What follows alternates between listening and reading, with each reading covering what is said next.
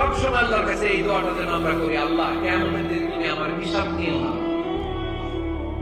আল্লাহ তুমি আমার বিচার বসিও না, আল্লাহ তুমি দয়া করে আমারে মাফ করে দিও।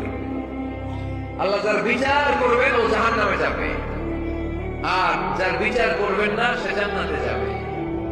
আল্লাহ যদি বিচার করে আর পাই টু পাই হিসাব নেয়, নামাজ পড়লি না কেন, রোজা রাখলি না কেন, মিথ্যা বললি কেন, খাদ্যে ভেজাল দিলি কেন, মাছে ফরমালিন দিলি কেন, যৌতুক খাইলি কেন, ঘুষ খাইলি কেন, উল্টা পাল্টা করলি কেন, জিনা করলি কেন, একটার পর একটা প্রশ্ন বানে যদি সেই ভয়ঙ্কর দিন আল্লাহ আমাদেরকে জর্জরিত করে, আমাদের উত্তর আছে, সেদিন আমাদের বাঁচার কোন উপায় আছে?